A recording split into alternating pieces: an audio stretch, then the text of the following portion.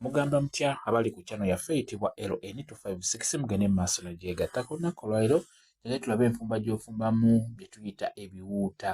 Ebiwuuta eba mpuuta bagitematema ne bakisiikira mu butale eyo oba emabbali w'amakubo ebbalibbali kati tubiyita ebiwuuta.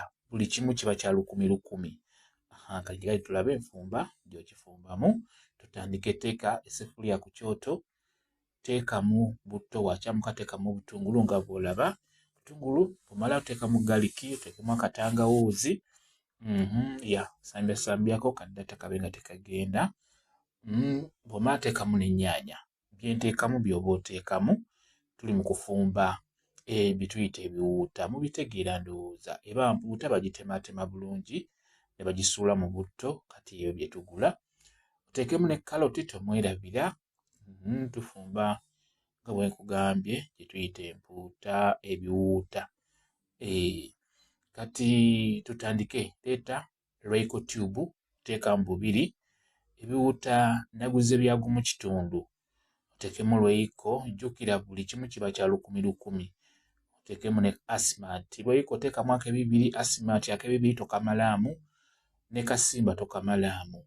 Ebintu bino by'okufumba naddala ewaka, kuba bino mbiraga nnyo ewaka ofumba nva za kulyako n'abantu bo. Ebintu bino ogula bino ebya bulijjo era bye mbalaga ebitundibwa mu budaala. Teekamu wamu ne green pepper tomwerabira. Saagala nnyo balaga ebyo bitalabika. Omunnyo nawo guteekemu togwerabira. Omunnyo gulina okunoga mu nva zonna. Oyagala enva zikuwoomera omunnyo gunoge. Kakati bw'omala teekamu amazzi, ng'omaze okusiika bulungi ebirungo teekamu amazzi. Kati bwe gatokota oba supu watokota, leeta ebiwuuta byaffe biibyo, ebifi byaffe eby'empuuta bye tubiyita ebiwuuta. Tigenda ogulayo ebiwuuta bya mutwalo, gulayo ebiwuuta bya gumu kitundu. Kati bw'omala biteekemu mpolampola, jjukira bimenyeka. Kisinziira n'owoguza ebiwuuta ebyo, oba obiguze ku kkubo ng'ekkubo lya nfuufu.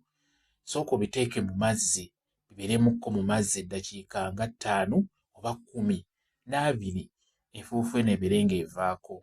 Babisiikira nnyo ku kkubo ng'enfuufu ebigendako bye bamaze okusiika. Sooka obinyike mu mazzi eddakiika nga 2 ku 10, n'oluvannyuma biyiwe mu birungo byaffe nga bw'olabye. Supu yasookamu n'oluvannyuma nabyo n'obiteekamu. Omunnyo gubeere nga gunoga. Kati obiwedde bireke bitokotere ku kaliro akatono mpolampola, bibeere nga kwegamba bivaamu kasupu ako kabeere kawoomu. Bireke kaliro akatono bitokote mpolampola, bigenda kubeera bijja kuwoomera.